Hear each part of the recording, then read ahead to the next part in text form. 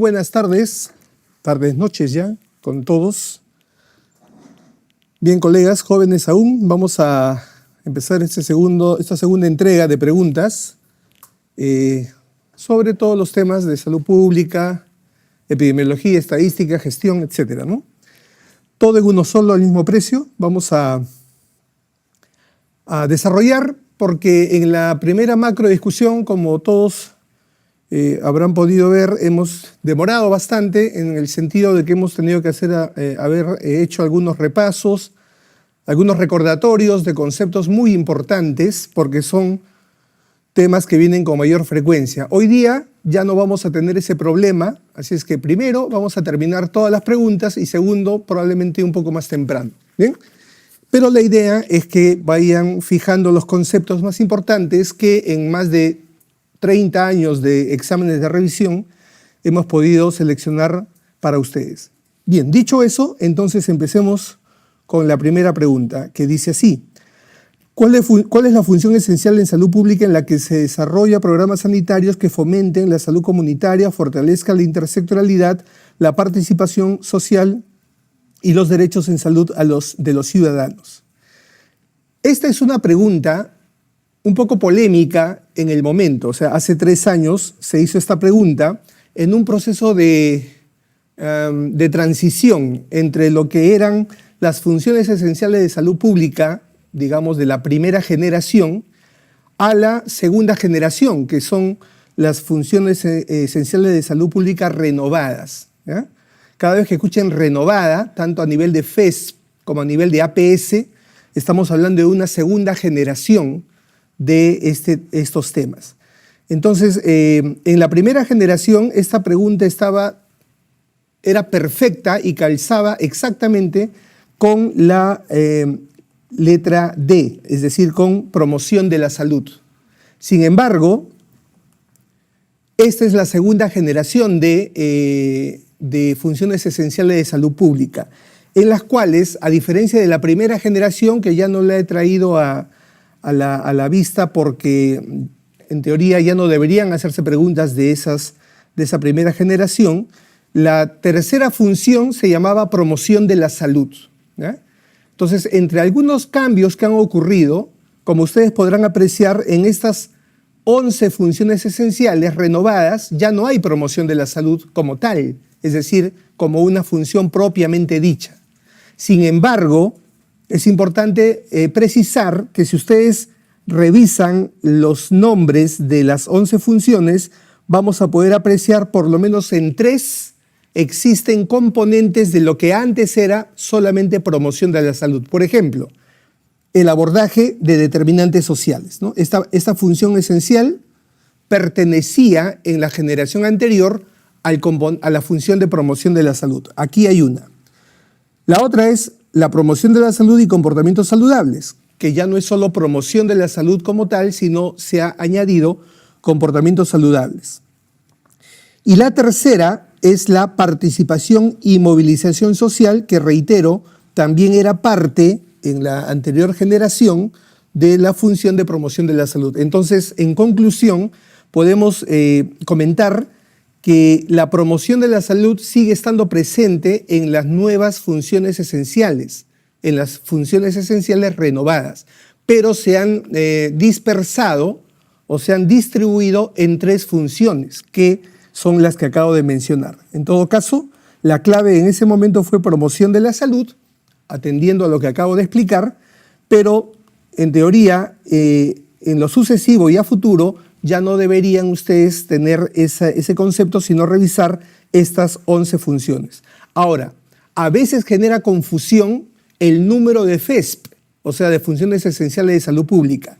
En la primera generación eran 11, en la segunda generación también son 11. Es decir, numéricamente, cuantitativamente, no ha habido cambio, pero sí en los términos o en las denominaciones de las actuales funciones. Estas que están viendo en la pantalla son las que tenemos que repasar. Muy bien, en la segunda pregunta, esa fue la pregunta polémica de la noche, ya no habrán más, esperamos. Segunda pregunta dice: el médico jefe de un establecimiento de salud recolecta datos de manera continua de niños con diarrea aguda con el apoyo de todos los médicos de consultorios externos, solicitando datos mínimos como edad, sexo, procedencia y tiempo de enfermedad, con los cuales monitorea las tendencias y hace enfoque de riesgo geográfico para orientar sus intervenciones familiares y comunitarias. ¿Qué tipo de acción de salud pública está realizando o realiza? Bueno, si ustedes leen e identifican las tres partes que tiene esta pregunta, van a identificar una primera parte que es recojo de información. El médico y los colegas lo que están haciendo es recoger información. En este caso particular, respecto a los niños con diarrea aguda. En segundo lugar, lo que hace es un análisis de esa información. ¿Ya? Y el análisis implica, pues, monitorear tendencias, ver cómo se está proyectando, cómo se está presentando. Esa es la parte analítica, que es la segunda etapa, luego de que has recogido información. Y la tercera etapa es que todo esto debe servir para tomar decisiones, es decir, para orientar intervenciones a nivel familiar y a nivel comunitario. Entonces, cuando ustedes identifican en un proceso de salud pública estas tres etapas, recojo de información, análisis y toma de decisiones, les debe recordar mucho a la medicina que ustedes y nosotros también aprendimos en algún momento. Es decir, la medicina en tres actos. ¿Recuerdan? Diagnóstico, tratamiento y evolución. Bueno, más o menos así se comporta también a nivel de la salud pública y esto se llama vigilancia de la salud pública. Es decir, el proceso que consta de recoger información, analizarla para tomar decisiones. Lo que ustedes en medicina clínica conocen como medicina basada en evidencias, ¿no? Toda decisión se tiene que basar en evidencia. Siguiente pregunta dice, ¿cuál es el determinante que es fundamental y se brinda un peso importante dentro del proceso de la salud según Lalonde? Hablamos en su momento de Lalonde, lo volveremos a recordar. Lalonde fue el primero en el año 1974 que elaboró un informe que se llamó el informe de Lalonde, no podía ser de otra manera, ¿verdad? Que contenía un esquema que le llamamos desde entonces hasta hoy el modelo del campo de la salud. Pero la gente, de manera cariñosa, le sigue llamando el modelo Lalonde, ¿no? Pero ¿cuál es la importancia del modelo de Lalonde, que fue el precursor de lo que hoy conocemos como los determinantes sociales de la salud? Lalonde estableció que habían 4 factores que influían sobre la salud de las personas. Y aquí lo están recordando, porque entiendo que a estas alturas, a menos de 2 meses del examen, esto ya no es nuevo para ustedes, ¿verdad? Son el medio ambiente, los estilos de vida, la biología humana y el sistema de salud o servicios de salud. Desde que empecé a revisar exámenes antiguos, ¿no? Hicimos un poco de arqueología de exámenes prehispánicos, hasta la fecha, más o menos han venido 10 preguntas de Lalonde. O sea, de esto que están mirando, 10 preguntas en más de 30 años, incluido, hay que decirlo también, los exámenes de ENAM, pero que comparten el mismo banco de preguntas con Residentado. Entonces, es un tema muy importante. El informe de Lalonde o el campo de la salud es algo que tienen que tener muy presente. Entonces, estos son los 4 componentes, pero Lalonde dijo algo más en su informe, ¿no? Que esos 4 no tenían el mismo peso. Había uno que pesaba más y había uno que pesaba menos. Y eso también hay que recordar. ¿Cuál es el que pesa más? Los estilos de vida. En la medicina moderna, cuando ustedes tratan pacientes, tienen que empezar a analizar no solo la parte biológica que hemos aprendido en el pregrado, sino también asociar qué tipo de comportamientos del paciente puede estar sumando al problema de salud. Y se van a dar cuenta que entre el 40 o el 50% de la enfermedad tiene que ver con el estilo de vida de la persona.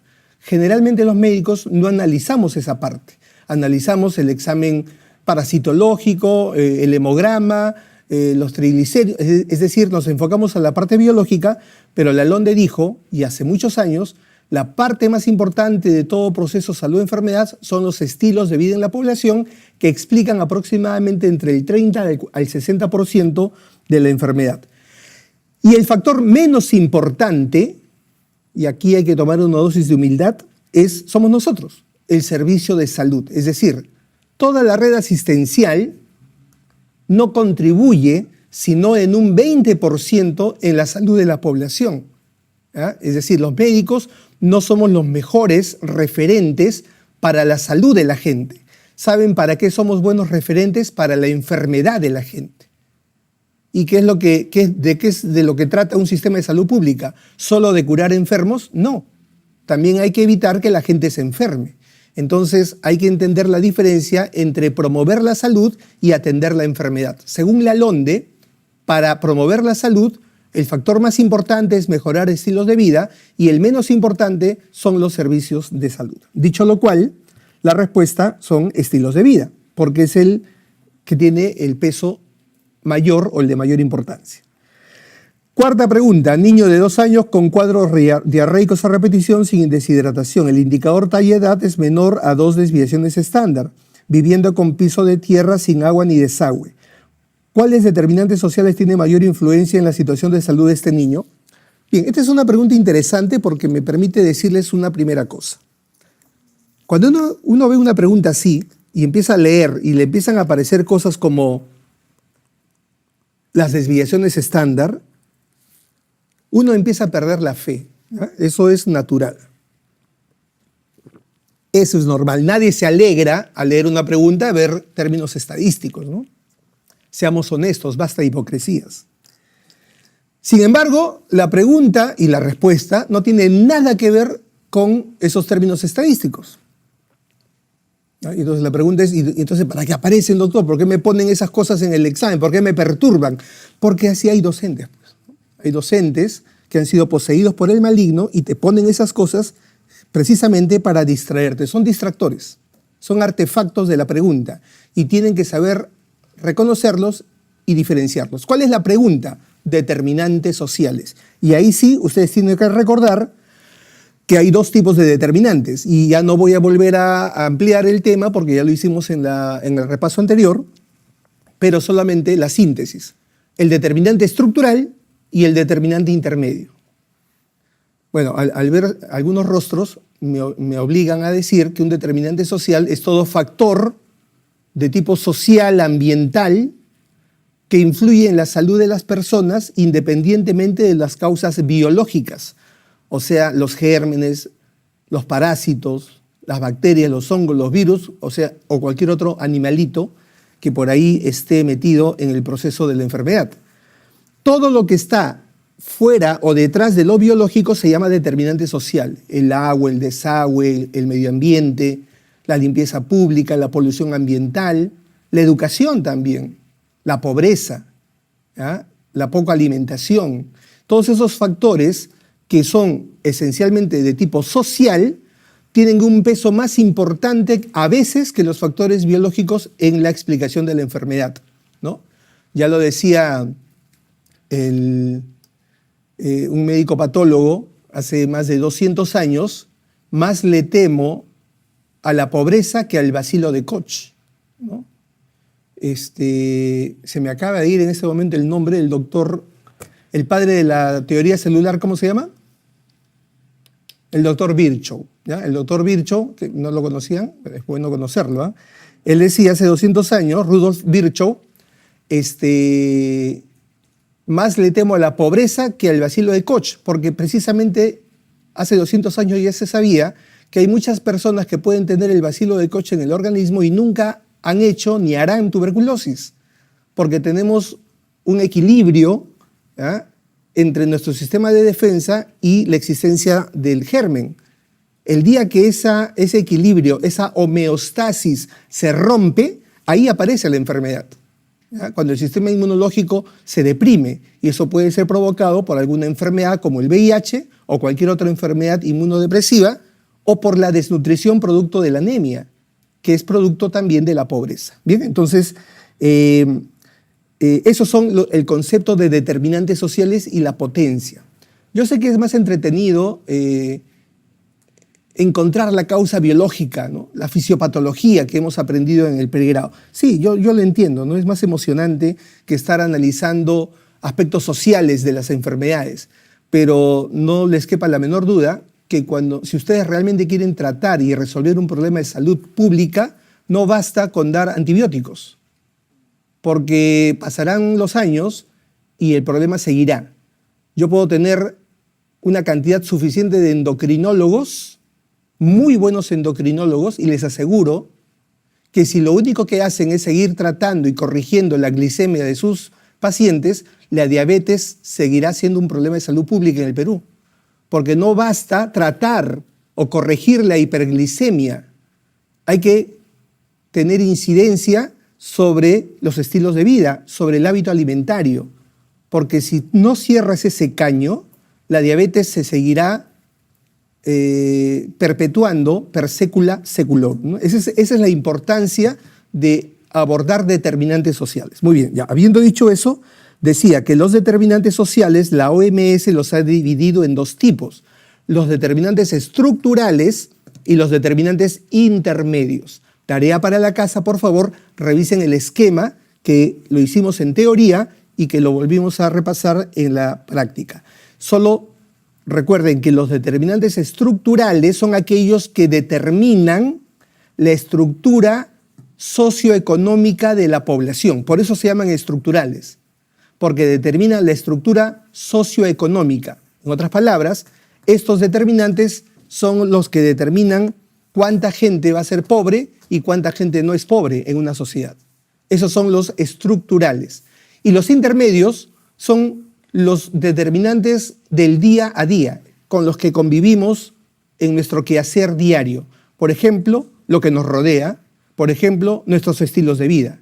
Esos son determinantes de tipo intermedio, ¿ya?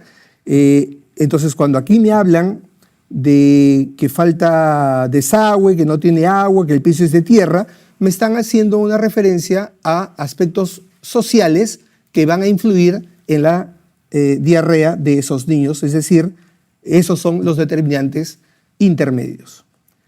Dentro de los determinantes sociales de la salud, ¿cuáles son intermedios? Justo, ¿no? Intermedios o intermediarios es exactamente lo mismo, no vayan a pensar que es un tercer tipo de determinante. Y si recordamos la tablita, justo a esta me refería, ¿no? Que la deben repasar, porque en los últimos 10 años, ya no me remonto a 30 años, sino en los últimos 10 años han venido como 4 o 5 preguntas que vienen de este esquema. 4 o 5 en 10 años es un montón. Así es que si alguien me pregunta, doctores, ¿será necesario recordar o aprenderme esta tabla? Este gráfico sí, es importante. Y acá tienes los estructurales, que están en este lado, y tienes los intermedios. Y cuando tú tengas claro este esquema, la respuesta caerá por gravedad, ¿no? Cohesión social, conducta y factores biológicos son los determinantes intermedios. También lo pueden hacer por descarte, ¿no? Si es que no se acuerdan, si su memoria fotográfica no es la mejor, entonces también lo podrían hacer por descarte. Me refiero, por ejemplo, a que la B no podría ser porque la posición social es estructural, por descarte. En la C, el contexto político tampoco podría ser intermedio porque también eso influye en la estructura socioeconómica. En la letra D otra vez aparece posición social. Y el género y la raza son también estructurales. Entonces podría ser una alternativa, si no te acuerdas exactamente el esquema, por descarte la B, la C, la D y la E automáticamente se eliminan y nos quedamos con la letra A, que contiene los 3 factores intermediarios o determinantes intermediarios propiamente dichos. Siguiente, según los campos de la salud planteados por Lalonde, ¿cuáles son los 4? ¿No? Los acabamos de ver en la pantalla: la biología humana, el medio ambiente, los estilos de vida y los servicios de salud. Ahí están los 4 componentes del modelo del campo de la salud o modelo de Lalonde. Es una característica principal de los determinantes estructurales sociales de la salud. ¿Ya? Como ustedes pueden ver, todas estas preguntas tienen relación con exámenes oficiales, ¿no? Y se confirma lo que les dije. Vienen muchas preguntas de determinantes sociales. Ya, en este caso, la respuesta es la inequidad en salud. ¿Qué significa esto? Creo que a estas alturas ya todos hemos logrado entender que un determinante social no es otra cosa que un factor social que tiene relación con las enfermedades, ¿no? Ya. Ahora, la pregunta es, ¿cuál es la característica principal de estos factores sociales? Y la respuesta es la inequidad. ¿Por qué? Porque todos los determinantes sociales se distribuyen de manera desigual en la población. Me explico. Hay gente en una sociedad que tiene agua intradomiciliaria 24/7. Y no muy lejos de allí hay gente que tiene que comprar agua de los camiones cisternas, ¿no? No estoy hablando de otro país, estoy hablando aquícito nomás, ¿ya? En la misma población hay chicos que estudian en colegios con buena infraestructura y buenas condiciones educativas. Y 3 cuadras más allá hay un colegio público donde tal vez el techo es de calamina o el piso es de tierra. ¿Ya? Hay gente que tiene desagüe en su casa, hay gente que tiene letrinas en sus casas. ¿Ya? Hay gente que tiene parques y áreas verdes frente a su casa o cerca a su casa, y hay gente que vive frente a montículos de basura, a rellenos sanitarios. ¿Ya? Entonces, ¿qué les estoy queriendo decir con estos ejemplos para que se les quede grabado? Que los determinantes están distribuidos de manera desigual. No todos tienen agua por igual, no todos tienen educación por igual, no todos tienen el mismo ingreso económico que satisfaga sus necesidades. Por lo tanto, la característica principal de todos los determinantes es su distribución desigual e injusta. ¿Y qué nombre recibe toda distribución desigual e injusta? Eso se llama inequidad social. El concepto de inequidad social es un concepto relacionado a la justicia social. Entonces, cuando hablamos de determinantes, su principal característica es que están distribuidas de manera desigual e injusta. ¿Por qué injusta? Porque es evitable, por eso es injusta. ¿Es justo que hayan niños que estudien sobre ladrillos? ¿Es justo que hayan personas que vivan frente a un foco de contaminación? ¿Eso se puede evitar? Claro que se puede evitar, y al no evitarse lo convierte en injusto, y a eso se le llama inequidad. No se olviden de ese término, que es un término muy importante en estos temas de determinantes.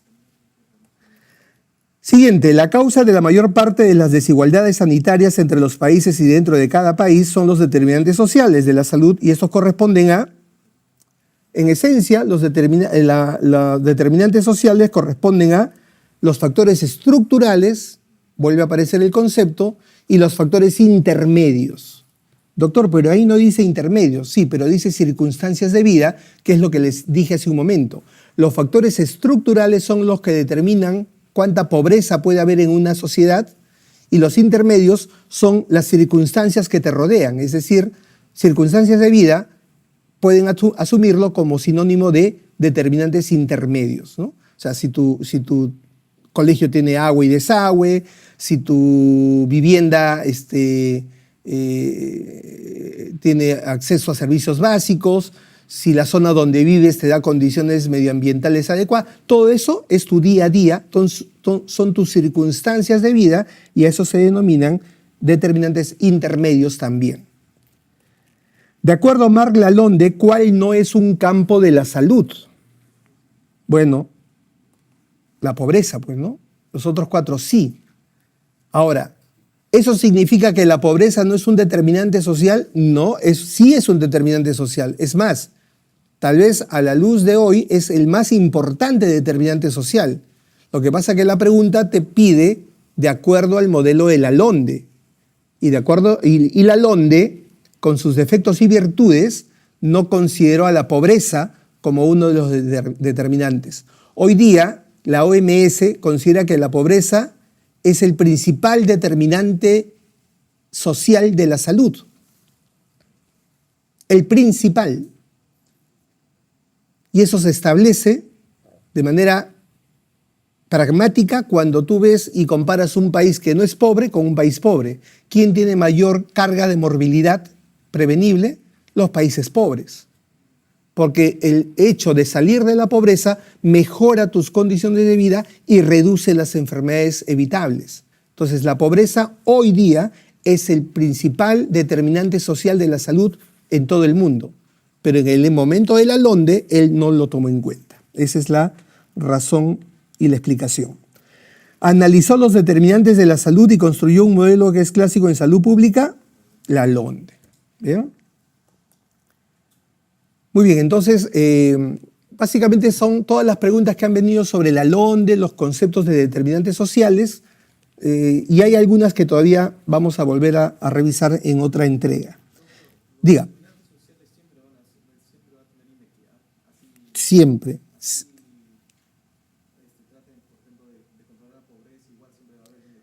Claro, o sea, el concepto es que cuando tú tomas la foto hoy día, tú vas a encontrar diferencias injustas en la población. Hay gente que va a tener, gente que no va a tener, factores positivos, factores negativos. Y esa es la característica. Ahora, en un mundo ideal, llegará el momento en el que todos tengamos todo y nadie deje de tener lo necesario. Y ese día ya no habrá inequidad. Entonces, la idea de la salud pública y en general de las políticas sociales es reducir, y así lo dicen las políticas, reducir las brechas de inequidad. Ese es el objetivo de la gestión pública. Es decir, dicho en buen cristiano, que toda la gente tenga lo que merece tener, ¿no? No hayan diferencias injustas entre las personas. ¿Cuál es la prevención orientada a establecer y mantener condiciones que minimicen los riesgos para la salud? La prevención primaria. Eso también lo hemos revisado ampliamente. Este es el momento de practicar. Solo, en teoría no debería hacerlo, pero al mirarlo siento que es necesario, ¿no? La prevención se divide en 3 tipos: la primaria, la secundaria y la terciaria. Cada una tiene un objetivo diferente, ¿sí? Lo estoy haciendo a capela porque supongo que aún recuerdan en la memoria la imagen de cada uno, ¿no? Solo estoy estimulando su memoria gráfica. La prevención primaria tiene como objetivo evitar la enfermedad. Punto, no hay más que decir, ¿ya? Caso cerrado. Cualquier cosa que hagas para evitar que una persona se enferme, o sea, cruce esa delgada línea roja de estar sano, estar enfermo, cualquier cosa que hagas es prevención primaria. Ese es el objetivo, ¿ya? Y los ejemplos abundan. A la cabeza la vacunación es el ejemplo más emblemático, pero no es el único. Así es que si en una pregunta te dicen, diga usted a qué corresponde la siguiente intervención, tienes que preguntarte, ¿esto busca evitar que la gente se enferme? Sí, prevención primaria, ¿ya? En cambio, la prevención secundaria tiene otro objetivo, que es limitar o reducir el daño de una enfermedad. Ojo, no es evitar que te enfermes, es reducir el daño, limitar el daño que una enfermedad pueda provocar. Ese es el objetivo. ¿Y cuál es la mejor manera de lograr que una enfermedad no le haga daño a las personas? Detectarla a tiempo, tempranamente, no a las 5 de la mañana, ya me entienden, ¿no? Detectarla precozmente. Por eso, la forma de hacer prevención secundaria es a través del diagnóstico precoz y el tratamiento oportuno. No es que esos sean los objetivos, esos son los medios como yo voy a lograr detectar una enfermedad en su etapa inicial de tal manera que sea mucho mejor curarla o controlarla, ¿ya? Entonces, eso es prevención secundaria. Y la terciaria tiene un objetivo totalmente diferente a sus primas hermanas anteriores. Es la de recuperar la función perdida por consecuencia de una enfermedad. O sea, pueden haber funciones de tipo mecánicas o mentales, neurológicas, como quieran llamarlo, producidas por una enfermedad. Ya, el paciente ya fue dañado. La prevención terciaria lo que busca es recuperar la función perdida al 100% o al porcentaje mayor que se pueda. ¿Y cuál es la técnica o el medio para lograr eso? La rehabilitación, ¿ya? Entonces, no confundir objetivos con medios. Una última cosita, la fresa de la torta que nos falta. ¿Cuál de los tres tipos de prevención está relacionado con la reducción de la incidencia de una enfermedad? O sea, ¿cuál de las tres tiene impacto en reducir la incidencia de una enfermedad? ¿La primaria, la secundaria y la terciaria? La respuesta es la primaria. Porque si ustedes recuerdan qué cosa es incidencia, me dirán que la incidencia son los casos nuevos, ¿no? Entonces, si recuerdas cuál es el objetivo de la prevención primaria, es evitar que la gente se enferme. Yo lo podría decir de otra manera, ¿verdad? Podría decir que la prevención primaria busca evitar que aparezcan casos nuevos, ¿ya? Y traten de hacer esa relación lógica, porque la memoria no es lo más recomendable, ¿ah? Además que ustedes en esta etapa de su vida, chicos, se han metido en cosas de grandes. La información que tienen que manejar es pues industrial, ¿no? Y ya su cerebro, lamento decirle, ya no es cuando tenían 16, 17, ¿no? En la academia, ¿se acuerdan? Cuando sabían todo de todo. Ahora más o menos están igual, tienen que saber todo de medicina para dar el examen. Y la memoria ya no es la mejor, 10 años después. Hay cicatrices de guerra, ¿no? Entonces traten de establecer relaciones lógicas. Entonces, si a ti te preguntan con quién se relaciona la incidencia, tienes que hacer que si A es igual a B, B es igual a C, A es igual a C. Es la mejor recomendación. Entonces, la prevención primaria busca reducir la incidencia de las enfermedades al evitar que la gente se enferme. Ya, dicho eso, continuamos con las preguntas de prevención. Y obviamente la prevención primaria, para evitar que la gente se enferme, aborda los factores de riesgo. Si estás sano, que es donde la prevención primaria actúa en la persona sana, lo que hace es reducir los factores de riesgo para que no pases esa línea de la salud a la enfermedad. Por eso los factores de riesgo son el concepto más importante relacionado a prevención primaria. De acuerdo al modelo de Lebel y Clark, este es un pequeño bloque de preguntas de prevención, así es que aprovechemos, ¿ya? De acuerdo al modelo de Lebel y Clark, el uso de la prueba denominada gota gruesa para detección de casos de malaria, ¿a qué prevención corresponde? Todo lo que sea diagnóstico, ¿a qué prevención corresponde? Secundaria. Ahora, los que escuchan con extrañeza Lebel y Clark, es importante recordarles que así como hay un modelo de Lalonde, hay un modelo de Lebel y Clark. En salud pública son modelos clásicos. ¿Y de qué trata el modelo de Lebel y Clark? Es el modelo de la historia natural de la enfermedad. Lebel y Clark establecieron que toda enfermedad sin la intervención médica pasa por 3 etapas. Una etapa prepatogénica, una etapa patogénica y una etapa de resolución. Repito, en ausencia de la intervención médica, toda enfermedad transcurre por esas etapas. Y como lo hace de manera natural, por eso le llamaron historia natural de la enfermedad. Y ahí es donde calzan los tipos de prevención. En la etapa prepatogénica, o sea, cuando no hay enfermedad, se hace prevención primaria, precisamente sobre los sanos. En la etapa patogénica es donde se diferencian 2 subetapas. La etapa subclínica, algunos le llaman preclínica, que es cuando la enfermedad ya existen los cambios tisulares o fisiológicos, pero todavía no hay evidencia de signos y síntomas. O sea, la enfermedad ya se está incubando. Esa etapa se llama la etapa subclínica o preclínica. Esa etapa es en donde se tiene que hacer la prevención secundaria.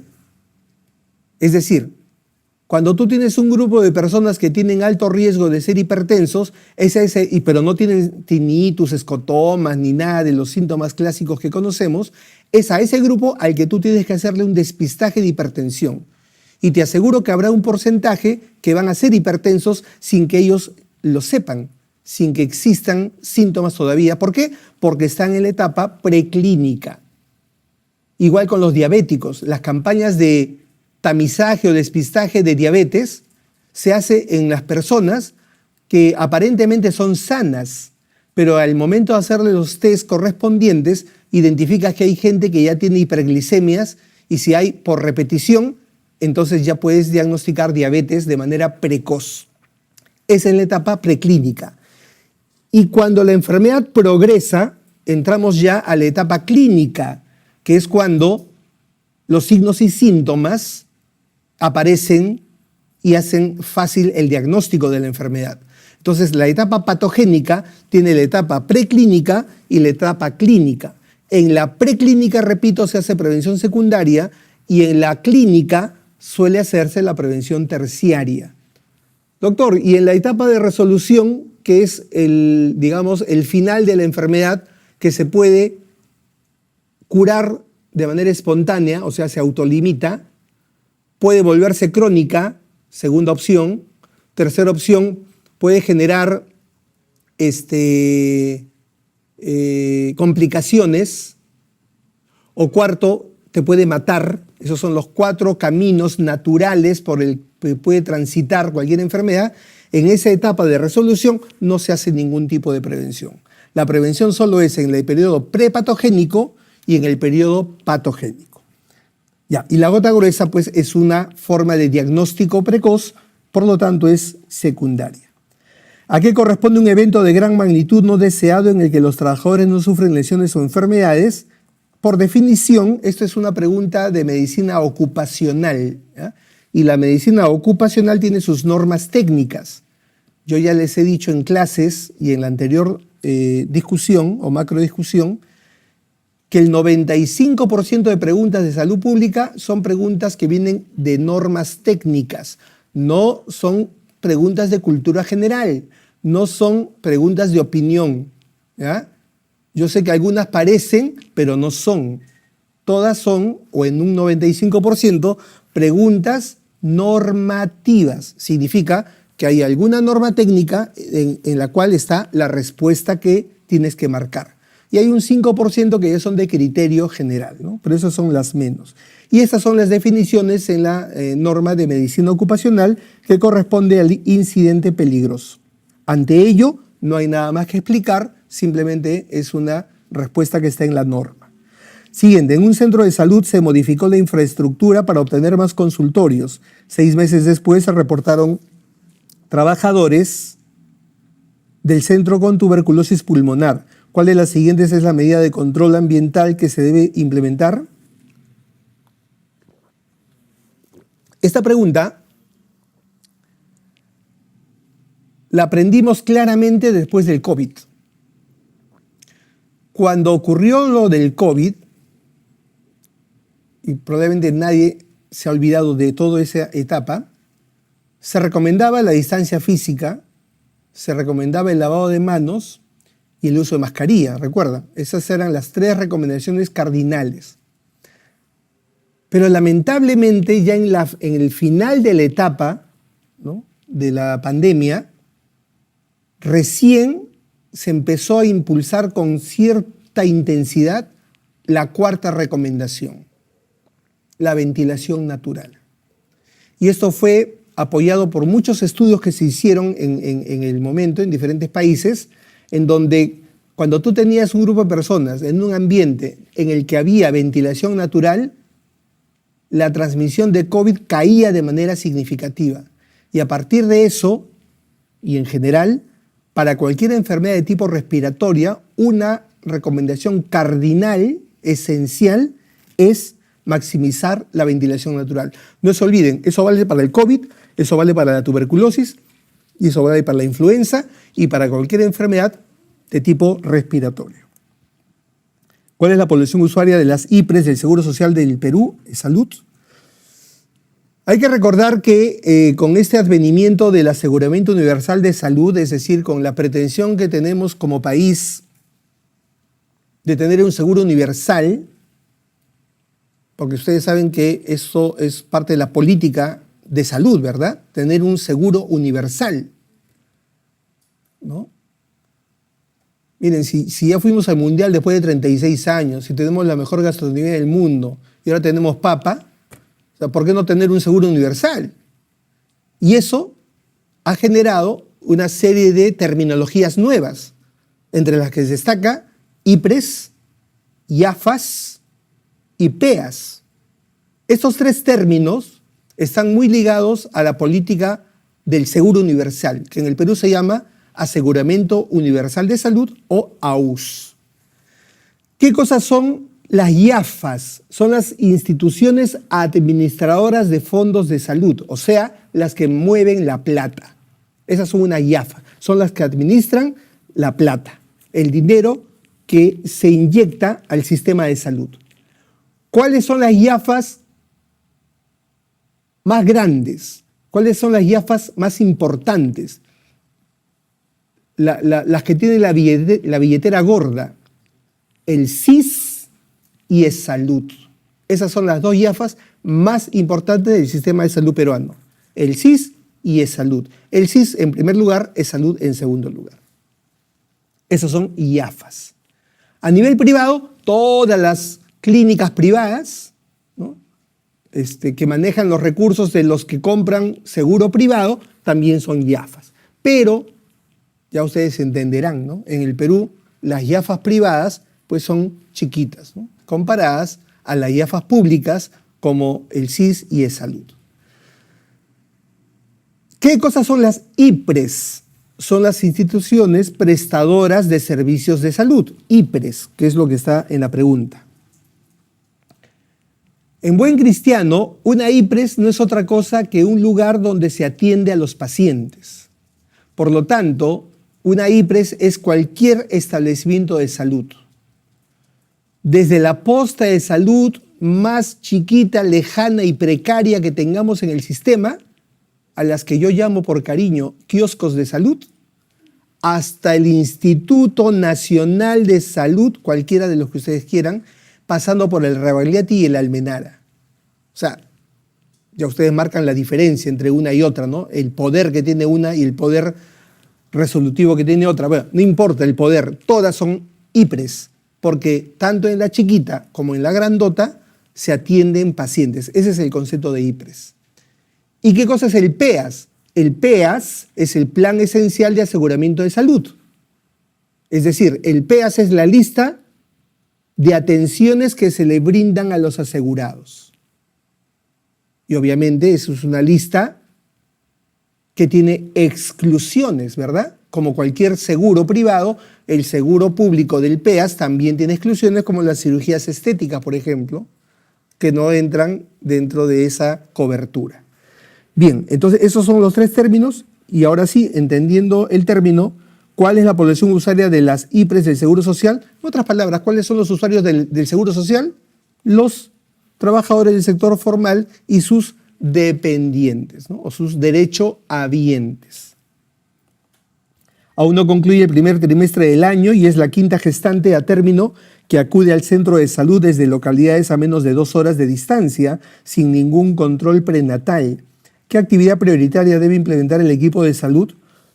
Esta pregunta es muy clara, ¿no? Ahí está el centro de salud y está que se le pasan los elefantes por delante y no se dan cuenta. Son los que se les escapa la tortuga, ¿eh? Y todavía una tortuga con artrosis, ¿no? O sea, hay gestantes que no las estás detectando. ¿Qué es lo que hay que mejorar? La captación y el seguimiento. Porque es imposible que te enteres que tienes una gestante cuando te llega al hospital o al centro de salud ya en trabajo de parto, ¿no? La siguiente definición: una red de organizaciones que presta o hace los arreglos para prestar servicios de salud equitativos e integrales a una población definida y que está dispuesta a rendir cuentas por sus resultados clínicos y económicos y por el estado de salud de la población a la que sirve, y que Dios demande, ¿no? Esas son las RIS. Y exactamente lo que está en rojo, el docente lo ha copiado y lo ha pegado. Es la definición de la RIS, ¿ya?, que es la nueva forma de organización que el MINSA viene trabajando desde antes de la pandemia. La pandemia nos puso en un modo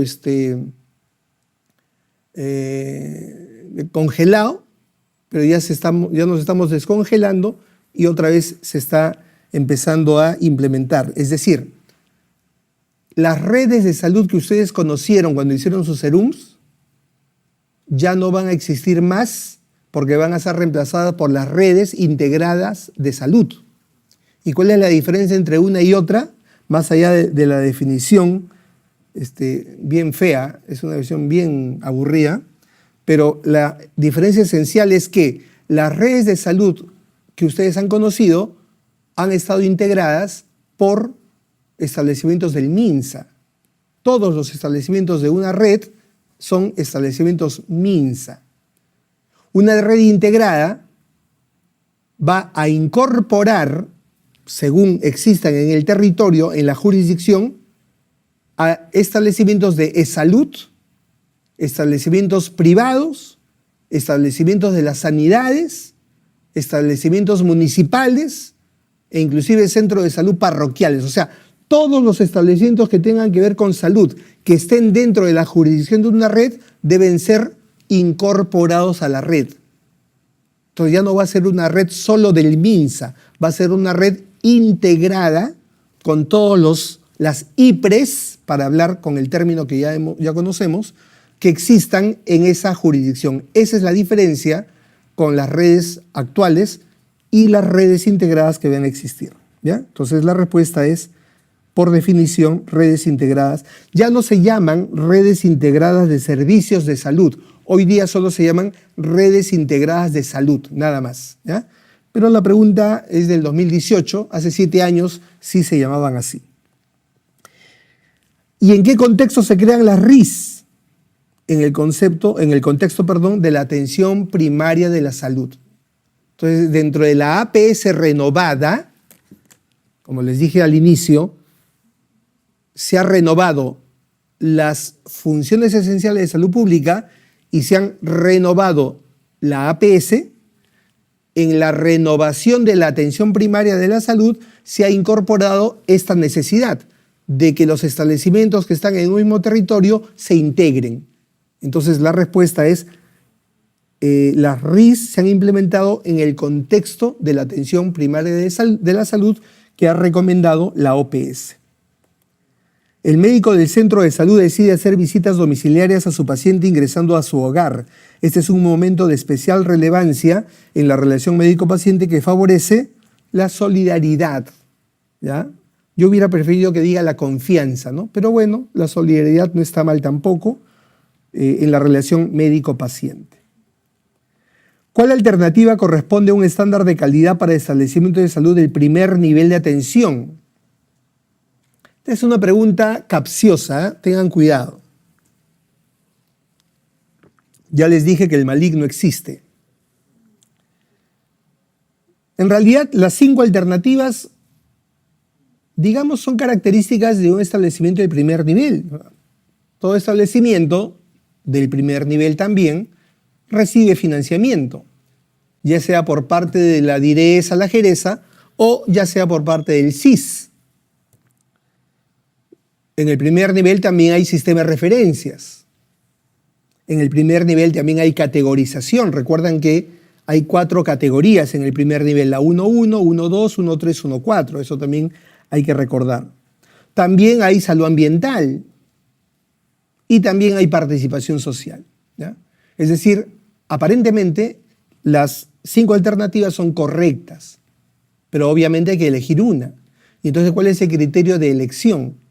Que de esas 5, la única que es exclusiva del primer nivel es la participación social. Porque si bien es cierto, todas están presentes en el primer nivel, también están en el segundo nivel y también están en el tercer nivel. Pero de esas 5, la única que es solo del primer nivel es la participación comunitaria. O sea, trabajar con el agente comunitario, por ejemplo, trabajar con la partera tradicional. Eso tú no lo ves en el segundo nivel. O sea, en un hospital, nunca un agente comunitario te va a pasar el bisturí, ¿me entienden? Entonces, la participación comunitaria es una función exclusiva del primer nivel y, por lo tanto, es un criterio de estándar de calidad de ese nivel. En un centro de salud se utiliza un mapa epidemiológico consignando el tipo de aprovisionamiento de agua en los hogares. Mensualmente se ubica en el mapa los casos de EDA, observándose la relación de los hogares con suministro de agua inadecuado, lo cual facilita la planificación local para el control de la EDA. Esta información está disponible en... Miren, así como ustedes en la práctica médica asistencial, que, imagino, pretenderán seguir por el resto de su vida útil, por eso están acá, ¿no? Porque quieren ingresar a alguna especialidad clínica o quirúrgica. Manejamos en ese campo exámenes de apoyo al diagnóstico por imágenes, ¿verdad? Una radiografía simple, modesta, o hasta una resonancia magnética, o una angiogine y todas esas cosas que ustedes conocen mejor que yo, ¿ya? Que les ayuda a través de las imágenes a establecer un diagnóstico o a monitorear un tratamiento, ¿correcto? Bueno, en salud pública también tenemos esas cosas, ¿ya? No está bien que seamos el pariente pobre, pero no es que no tengamos tampoco imágenes de apoyo al diagnóstico y al manejo de la salud pública. Y en este caso los mapas, las tablas, los gráficos son nuestras herramientas visuales que nos ayudan a hacer diagnósticos en salud pública y monitorear tratamientos. ¿Y dónde se encuentra toda esta imagenología? En las salas situacionales de salud. ¿Cuál es el documento a través del cual un establecimiento de salud envía a un paciente a un establecimiento de mayor capacidad resolutiva? Hoja de referencia. Pregunta de salud sin comentarios. La atención primaria de la salud considera en su desarrollo la participación conjunta de la comunidad organizada con el apoyo del Estado y otros organismos. Esto es bien importante. La atención primaria son cualquier práctica que se caracteriza por ser simple, no especializada, que tiene que tener evidencia científica, que tiene que tener aceptación social y otras características que en la clase teórica correspondiente se estableció, las características de la APS. ¿Bien? Y cuando la APS se renueva, la APS renovada, mantiene esas características, pero le suma a otras. Y una de las más importantes que le suma es la participación de la comunidad y la articulación con otros actores sociales o sectores u organismos o instituciones. Y esa es la característica más importante de la atención primaria de la salud. La atención primaria no es exclusiva de los médicos o del personal de salud. La atención primaria de la salud requiere contar con la participación de la comunidad y con la participación de otras instituciones. Eso, sugiero, lo tengan en cuenta como una característica muy importante de la atención primaria de la salud. Es decir, moviliza a toda la población para resolver los problemas de salud. En relación a los planes de contingencia antes, durante y después de cuando los probables daños son significativos y su respuesta demanda la utilización de recursos por encima de las posibilidades locales, alterando las condiciones de desarrollo de manera significativa, esto se conoce como, la respuesta es desastre, ¿ya? O riesgo de desastre. ¿Cuál es la diferencia entre emergencia y desastre? Mire, es tan fácil que cualquier pregunta que vengan sobre este tema le va a resultar sencillo responderla. La emergencia y el desastre, ambas son problemas que afectan a la población. Si hablamos de salud, pues afectan en el aspecto sanitario. Ya. Puede haber una emergencia grande, un desastre grande, ya. Ambos tienen en común que afectan el aspecto sanitario de una población. Pero ¿qué las hace diferentes? La capacidad de manejarla. Cuando tú, en el nivel que te corresponde, puedes manejar esa situación y puedes evitar las consecuencias, ¿ya? Es decir, la puedes controlar con tus propios recursos, a eso se llama emergencia nada más. Pero cuando el problema te sobrepasa y tú solo, estamos hablando del nivel que te corresponde, no te alcanza para resolver el problema, este ya pasa de ser emergencia a ser desastre. Entonces la diferencia es la capacidad de respuesta. Si la resuelves, es una emergencia. Si no la puedes resolver, es un desastre. ¿Y qué requerirá un desastre? El apoyo del nivel superior. Entonces, si tú eres un alcalde de una municipalidad distrital y viene un huaico y tú no puedes contener o resolver el problema, tienes que acudir a la municipalidad provincial. Si la provincial no lo puede resolver, tendrán que recurrir al nivel regional. Si la región no puede resolver el problema, tendrán que recurrir al nivel nacional. Y si es una emergencia nacional que el país no lo puede resolver, viene la ayuda internacional. Entonces, los niveles o el término desastre va a depender del nivel de gestión en el que nos encontramos. Entonces, cuando está por encima de tus posibilidades, se llama desastre o riesgo de desastre. ¿Con qué nombre se conoce el espacio físico donde se dispone de información actualizada para la toma de decisiones del Comité Operativo de Emergencias? La sala situacional, lo que hablamos hace un momento. Es el centro de operaciones, es el centro de inteligencia, digamos, ¿no? ¿Cuál es el primer paso del proceso de planificación en la medición del estado de salud global de la comunidad? Ya. Esta pregunta sí no la vimos en la clase pasada, en la revisión pasada. Miren, este esquema que ustedes están apreciando en la pantalla resume una veintena de preguntas sobre gestión. O sea, digamos que esas 20 preguntas se podrían responder con esta imagen. Entonces, hemos armado esta imagen para ayudarlos a ordenar un poco el proceso, ¿no? La gestión se compone esencialmente de 5 etapas. En algunos textos hablan de 4, en algunos hablan de 6, pero en general 6 son las etapas más importantes y detectables o identificables. La primera etapa siempre es el diagnóstico. Esto es verdad aquí, como es verdad en la medicina asistencial. ¿Ya? Cuando viene un paciente o un caso nuevo, la primera etapa a la que tú tienes que llegar es a establecer el diagnóstico. Ese es el punto de partida. Cuando ya tienes el diagnóstico, recién planificas qué vas a hacer, ¿verdad? No puedes tú dar un tratamiento sin tener el diagnóstico, porque si haces eso, pues es lo más cercano a un chamán, ¿no?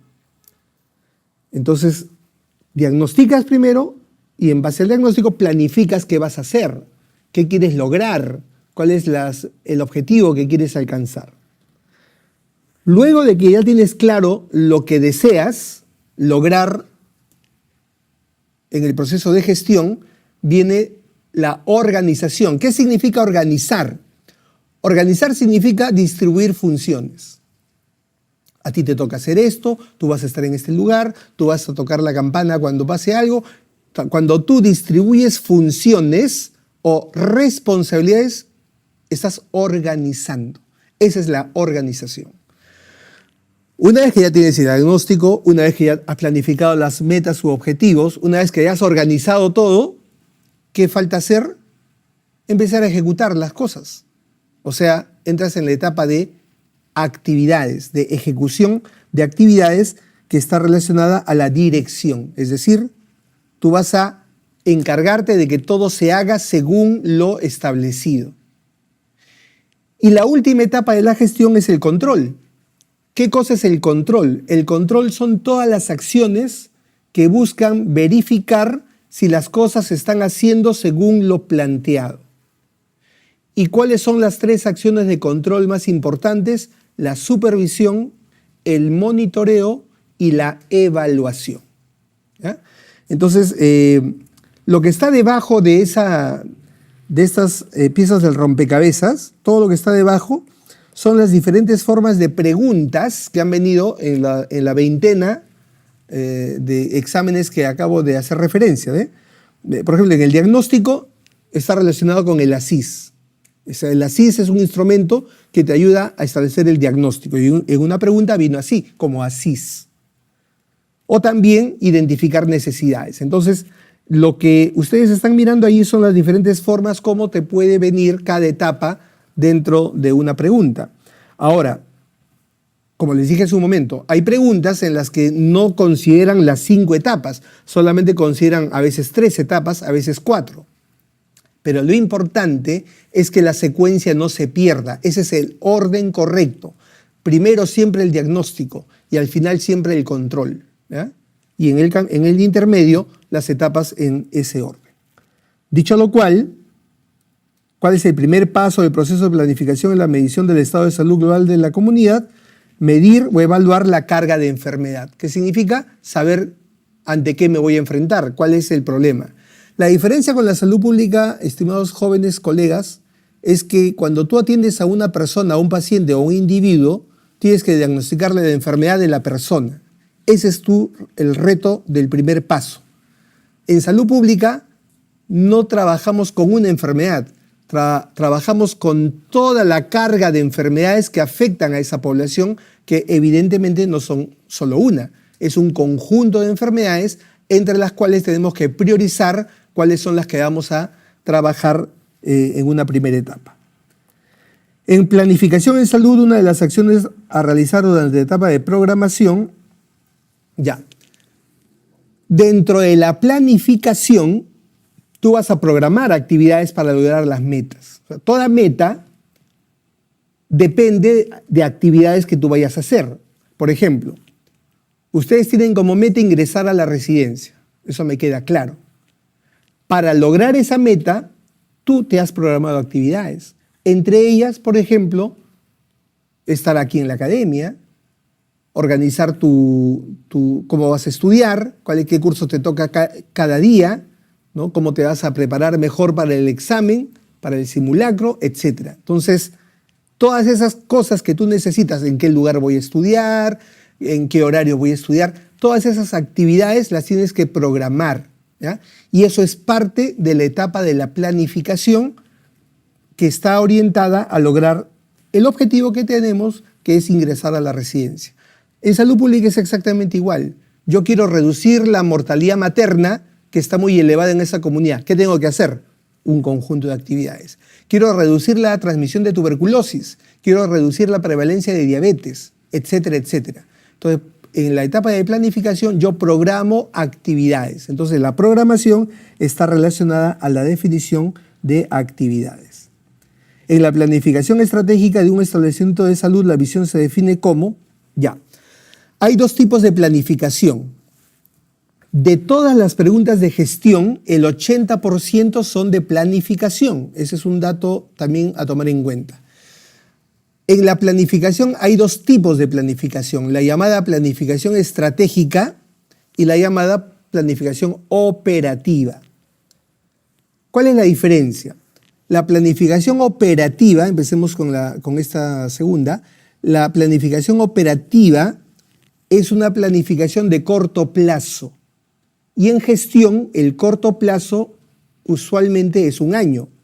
Entonces hablamos de un plan operativo anual, o como algunos lo conocen también como el POA, ¿no? El plan operativo anual. Entonces, en esa planificación operativa es en donde principalmente vamos a programar actividades, definir presupuestos, asignar responsabilidades, es decir, es la parte, como su nombre lo indica, operacional. En cambio, la planificación estratégica se caracteriza por ser una planificación de mediano y de largo plazo, no de un año, sino de 2, 3, 5 o 10 años. A veces más, a veces un poco menos, ¿ya? Y evidentemente cuando yo planifico a 10 años, no me voy a concentrar en la tarea de la actividad.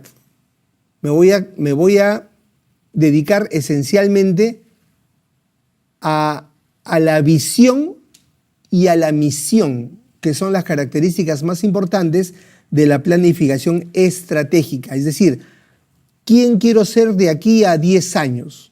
O sea, a corto plazo tú quieres ingresar a la residencia, pero de aquí a 10 años, ¿cómo te ves en tu especialidad? Eso lo decides a través de una planificación de largo plazo, o sea, estratégica, ¿ya? Pero queda claro que cada plan operativo debe acercarte a la visión de tu plan estratégico. O sea, no es que sean planes o planificaciones aisladas, sino que una te acerca a la otra, ¿ya? Entonces, dentro de la planificación estratégica, decía, está la visión y está la misión. ¿Qué cosa es la visión?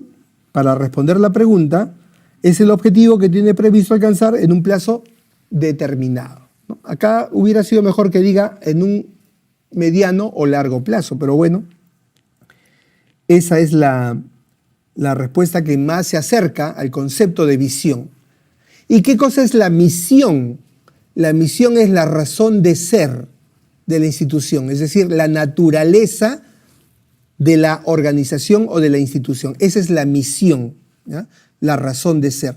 La visión es la imagen objetivo que quieres alcanzar. Ahora, algunos me preguntan, ¿por qué no es la letra D? Que también suena bien. ¿Qué dice la D? La imagen que aspira como entidad de salud ante la sociedad. Sí, también suena bien, es parecida a la A, pero hay una diferencia sustancial que tiene la A que no tiene la D. Tiempo.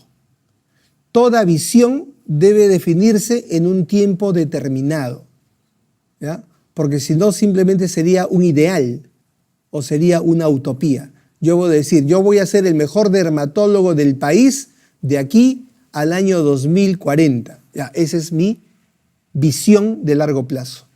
Pero hay una fecha definida, hay un tiempo definido. Eso es muy importante en la visión y por eso marco la A y no marco la D. Alcanzar en el mediano y el largo plazo. Es un objetivo a largo plazo o a mediano plazo. Por eso les decía, en la letra A, eso de plazo determinado no calza bien, pero de las alternativas que hay es la que mejor se aproxima al concepto. El Centro de Salud San Francisco fue creado por influencia política y está ubicado en una urbanización residencial a 3 cuadras del Centro de Salud de San Antonio. Tiene baja productividad por escasa demanda, el rendimiento de horas médico es bajo, los recursos materiales están almacenados. ¿A qué función de la administración le corresponde este problema? Bueno, muy simple, pues, ¿no? El problema es que han construido 2 establecimientos de salud muy cerca y al estar muy cerca se están peleando la población y por lo tanto se está diluyendo la atención y por esa razón hay escasa demanda y por esa razón hay bajo rendimiento. ¿Me entienden? Porque si hay 10 pacientes, 5 van para acá y 5 van para acá. Cuando lo correcto hubiera sido que haya un solo establecimiento al que vayan los 10 pacientes. Y ahí habría un mayor rendimiento y una mayor demanda. Y no tendríamos que tener materiales almacenados precisamente por una baja demanda, ¿no?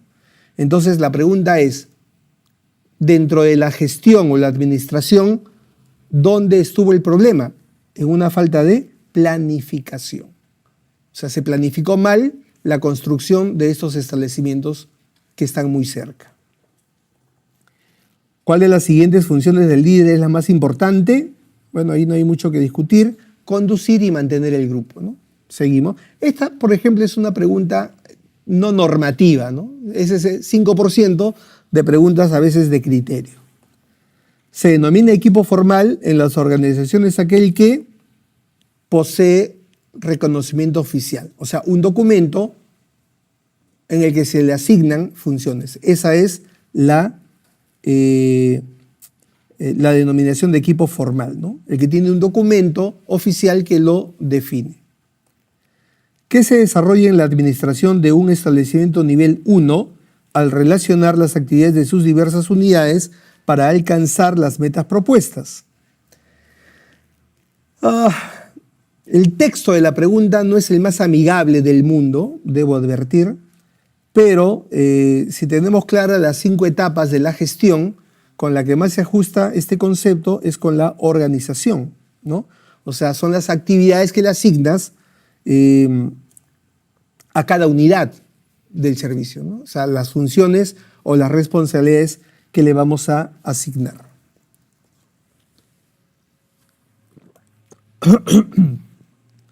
A ver, al proceso que consiste en realizar una valoración razonada de una serie de factores sociales, económicos, demográficos, políticos, sanitarios, etcétera, con el fin de tomar decisiones sobre la cantidad, calidad y tipo de recursos de salud, con la finalidad de cubrir sus demandas y problemas de salud en un momento o periodo determinado. ¿Cómo se denomina esto?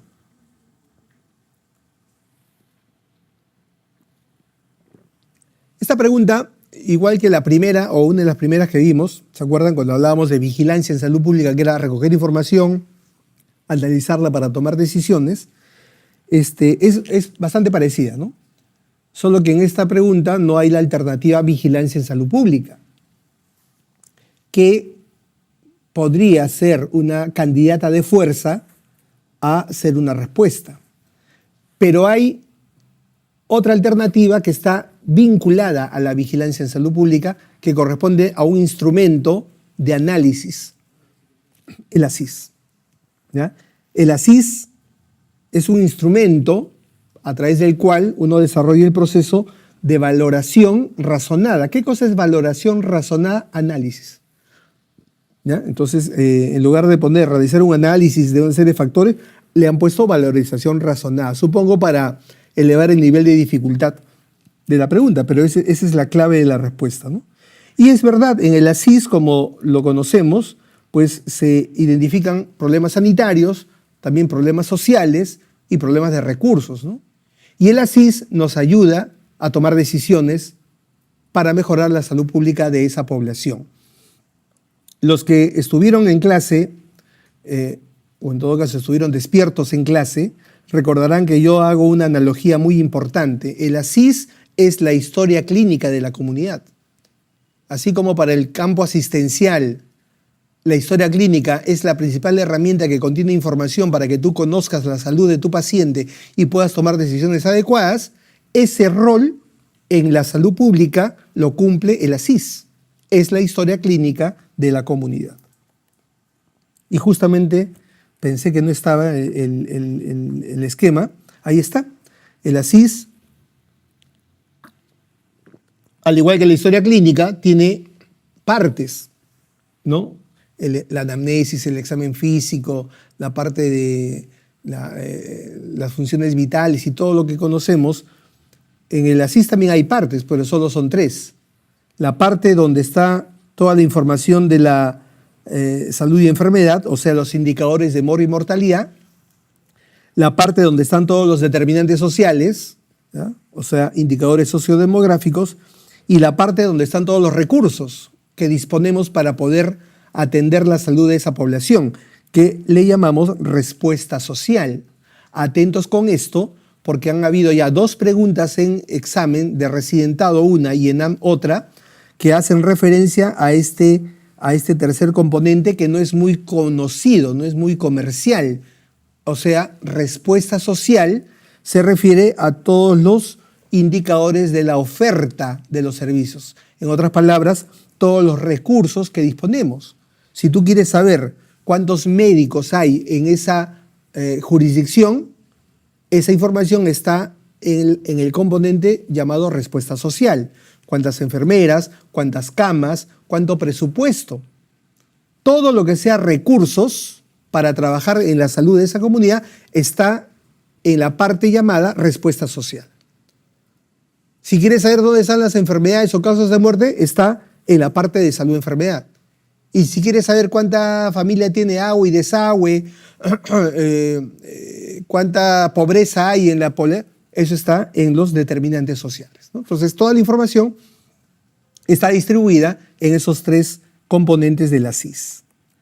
De acuerdo a la clasificación de los residuos sólidos en cuanto a su origen, ¿cuáles revisten mayor importancia para la salud pública? Los que están en zonas urbanas y los que provienen de fuente industrial. ¿Por qué? Esta es la combinación perfecta para el daño. ¿Por qué es importante un problema en una zona urbana?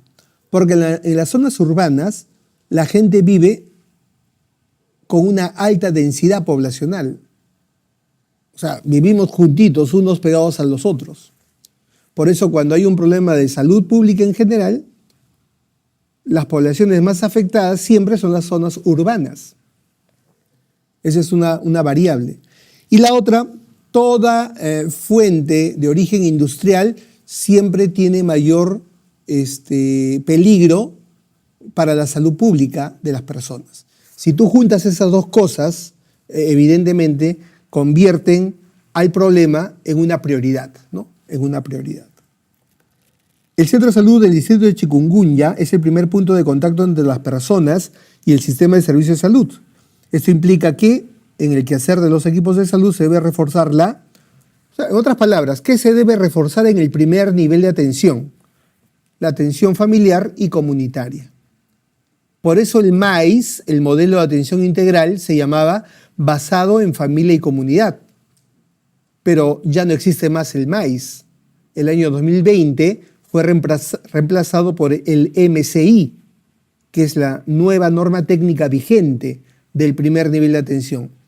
¿Ya? El MAIS era el modelo de atención integral de salud basado en familia y comunidad. ¿Qué cosa es el MCI?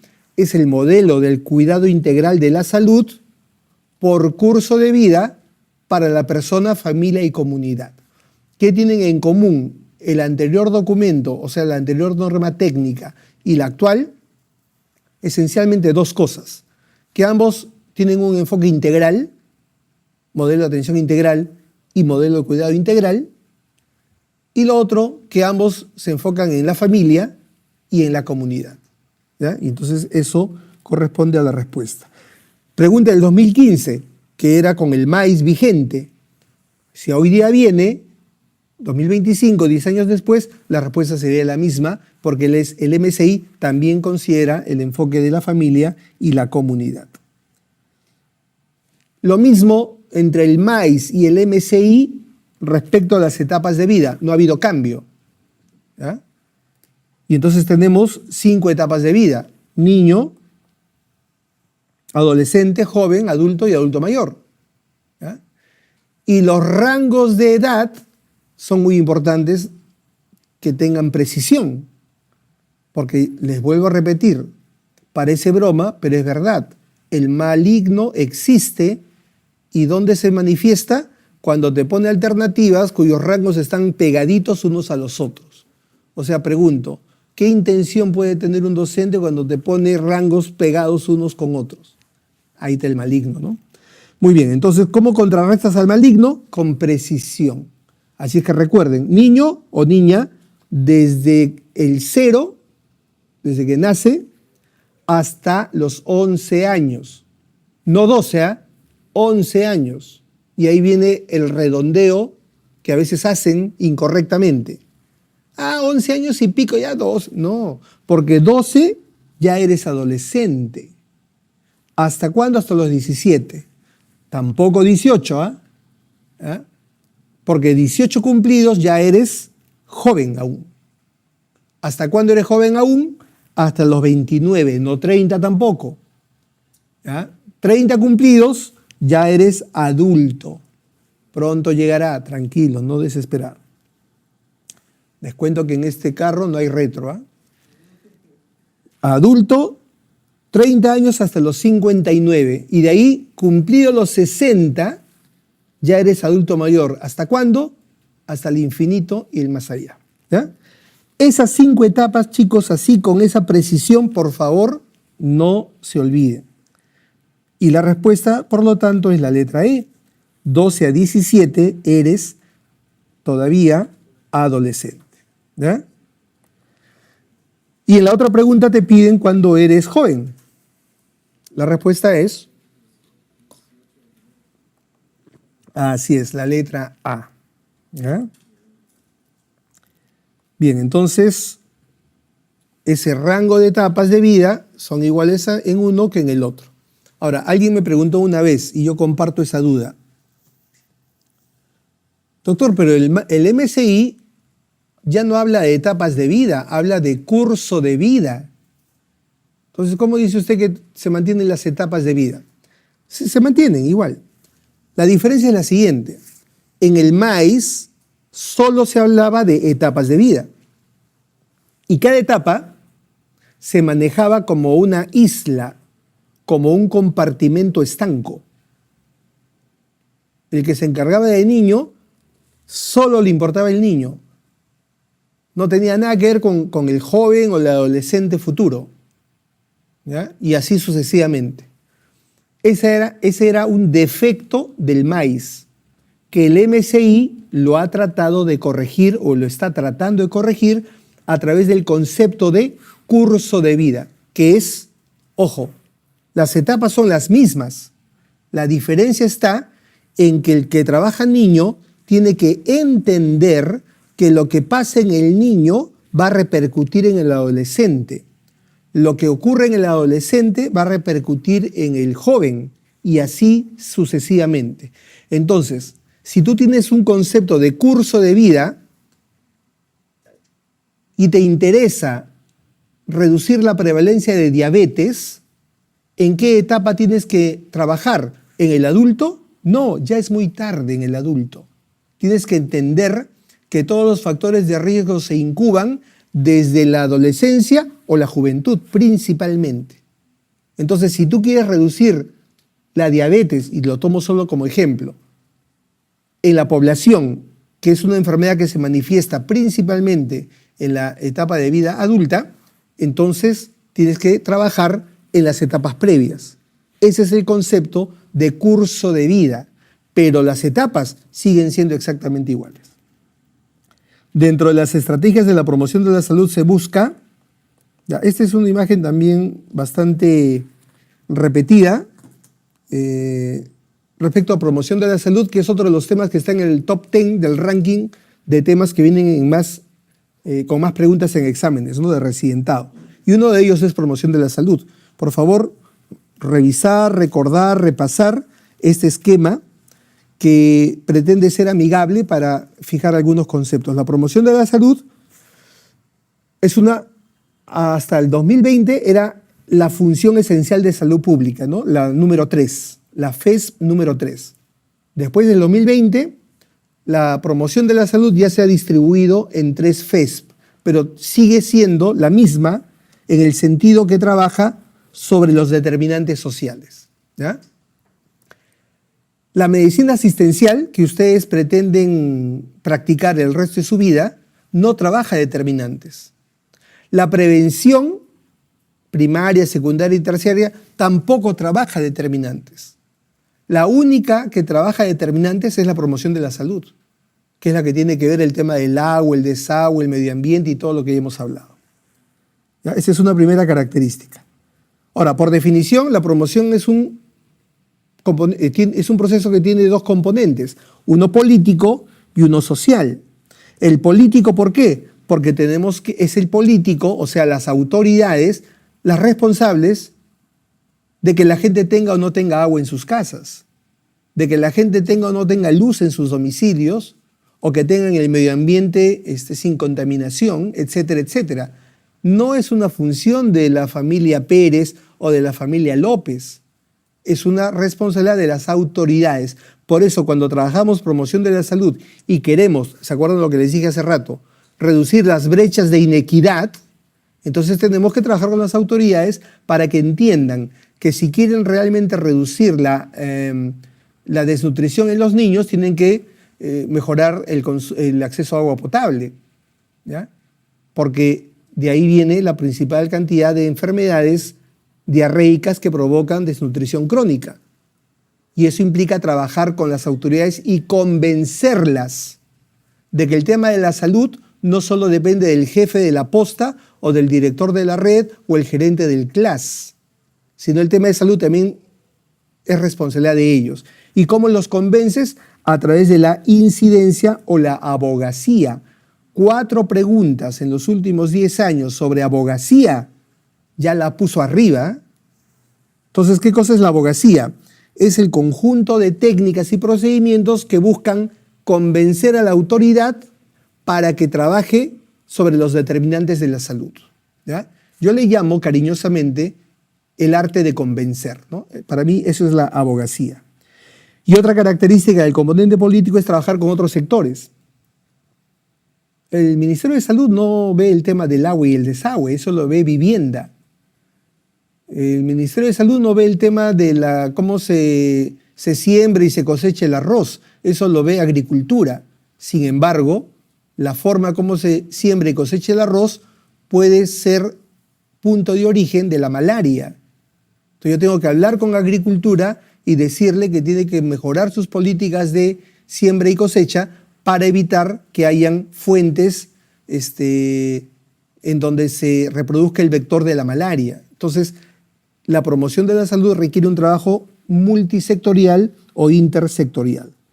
Y su objetivo principal es mejorar las condiciones de vida de la gente. En cambio, en la parte social, el trabajo busca cambiar estilos de vida de las personas. Es decir, que la gente entienda que el infarto de miocardio que le va a dar a los 40 años no es culpa de que no hay cardiólogo en el centro de salud. Es culpa de sus hábitos y estilos de vida.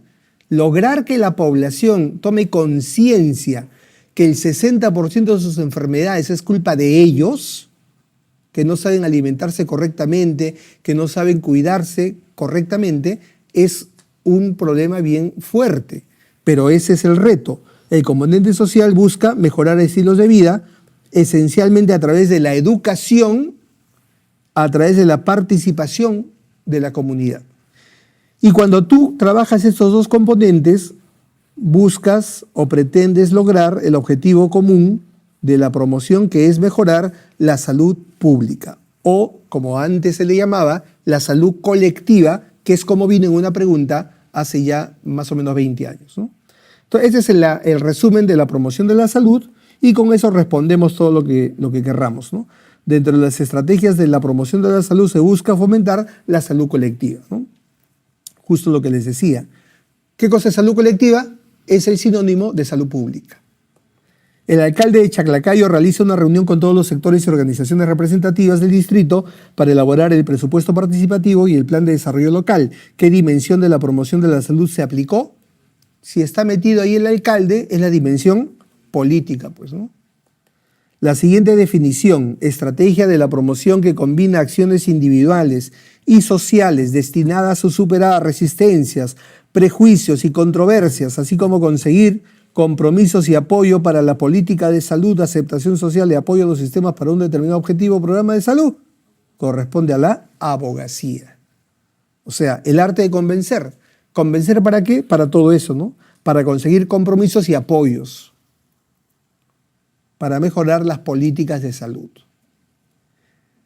Ahorita vamos a ver otra forma, cómo viene pregunta del mismo tema. Entonces, las formas como se define en abogacía son diferentes. El arte que ustedes tienen que desarrollar es encontrar la esencia común, que es influir o convencer a una autoridad para que apoye o trabaje sobre los determinantes. Para la implementación de la estrategia sanitaria de alimentación y nutrición saludable, se utiliza un conjunto de recursos y habilidades para influir en la opinión pública y movilizar fuerzas para apoyar políticas y propuestas específicas dirigidas a crear un ambiente favorable y una vida saludable. Otra vez, el lado B de la abogacía, ¿no? ¿Qué tienen en común? Que ambas preguntas buscan influir sobre una decisión. La promoción de la salud se resume en la acción sobre, y la respuesta es la C, los estilos de vida, que es la parte de la dimensión social, y las condiciones de vida, que es el componente político.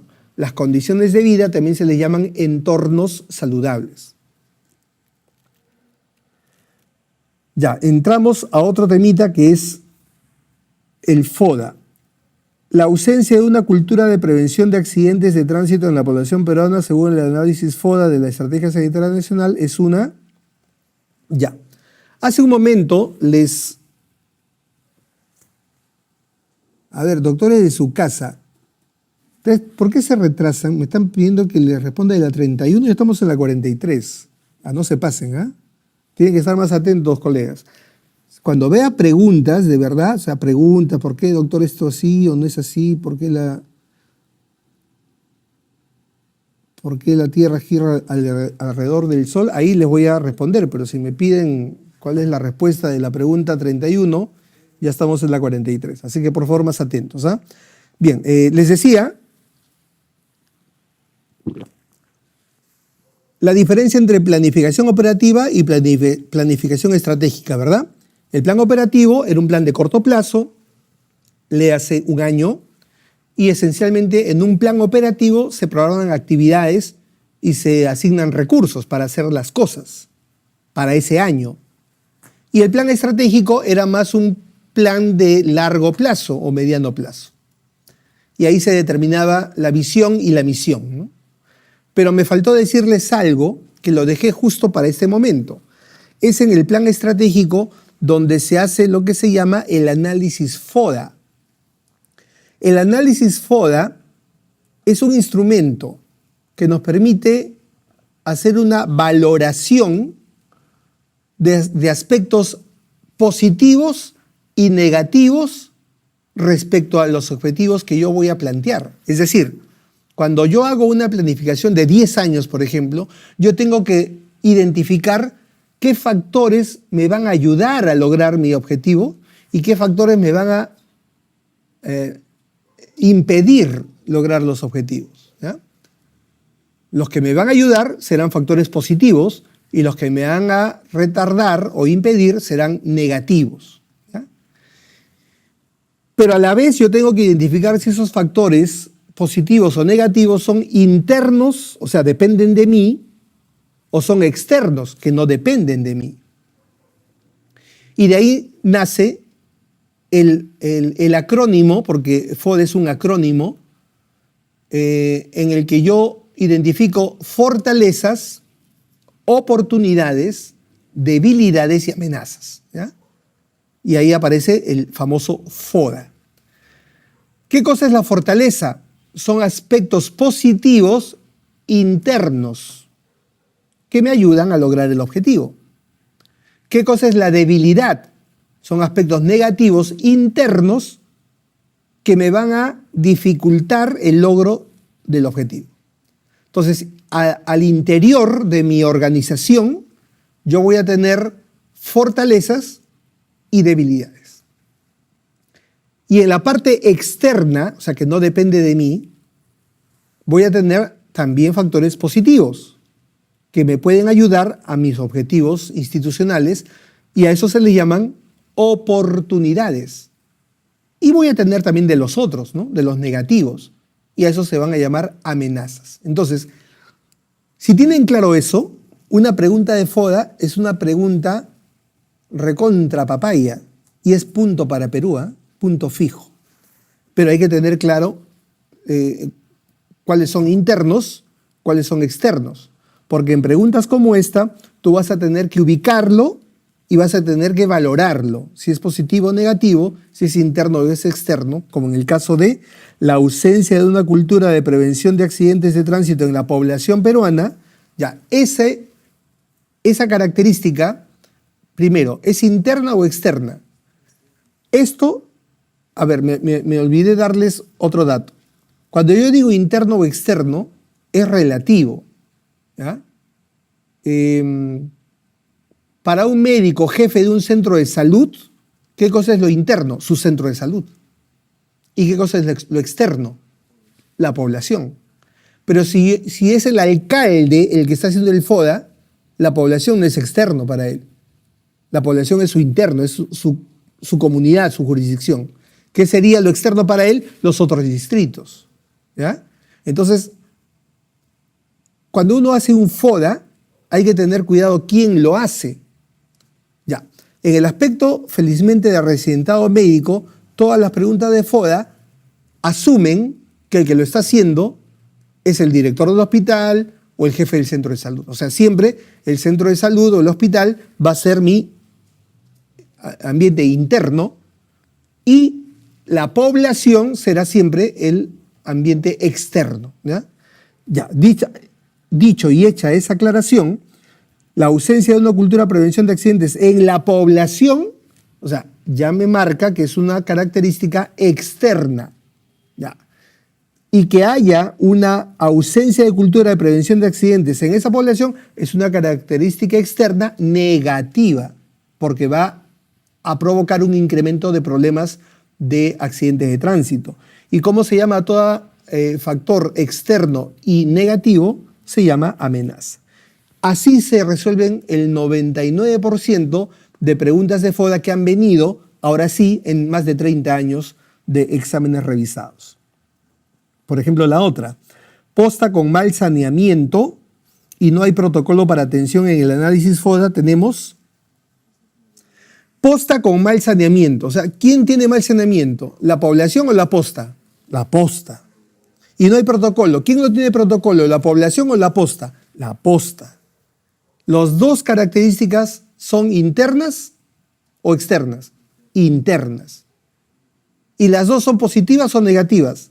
Negativas. O sea, ¿de qué estamos hablando? De debilidades. Solo debilidad. Doctor, pero ¿y si hablan del saneamiento de la población? Esa es otra cosa, ¿no? Ya estaríamos hablando de un factor externo y un factor interno. Pero no es lo que dice la pregunta, ¿no? Así que nos ceñimos a la pregunta. Claro, sería una amenaza y una debilidad, o sea, la letra A. Pero no es el caso. En el análisis FODA de un hospital, los permanentes conflictos entre la dirección y el cuerpo médico corresponden a... Está clara que la característica es interna, es del hospital. ¿Y eso es positivo o negativo? Recontra negativo, pues, ¿no? Debilidad. Otra, en el análisis situacional de salud de un establecimiento, se halla que su comunidad de referencia carece de agua potable. El año anterior se presentaron 40 casos de cólera con 8 fallecidos y el establecimiento no tiene protocolos de atención. Según el análisis FODA institucional, la situación mencionada corresponde a... Ya, acá ya hay dos características. Una, que la población no tiene agua, y la otra, que el establecimiento no tiene protocolos. Una es externa, otra es interna. La externa es negativa y la interna también es negativa. O sea, ¿de qué estamos hablando? De una amenaza y una debilidad. Ahora sí, está clarísimo. Ya no se trata de una sola característica, sino acá hay dos características diferentes. Muy bien. Seguimos con otro tema. ¿Qué tipo de indicador se obtiene al relacionar el número de consultas médicas externas alcanzadas en el año con el número de horas médico disponible? La respuesta es rendimiento. Una recomendación.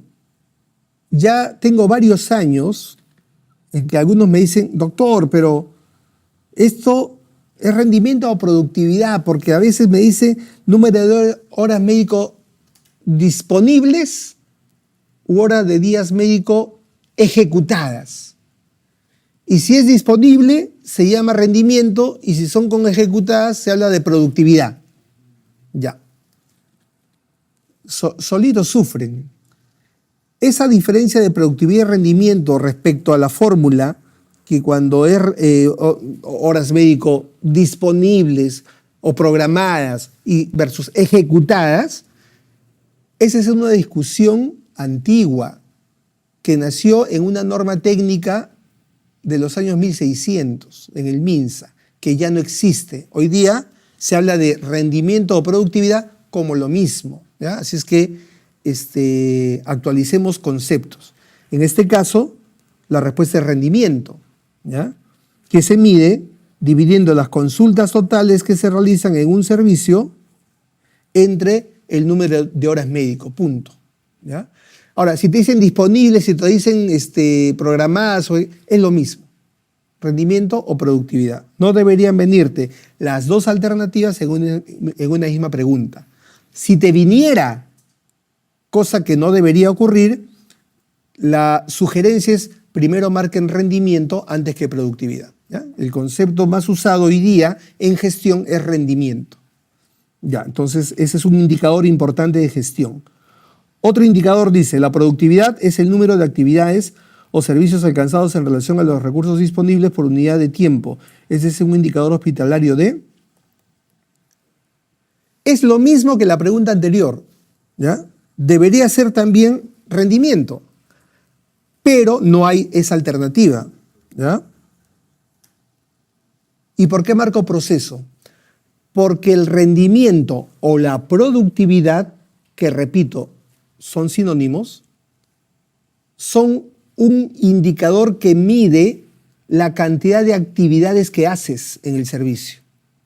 Y cualquier indicador que mida las actividades que se hacen se llaman indicadores de proceso, que es diferente al indicador que mide los recursos que tienes.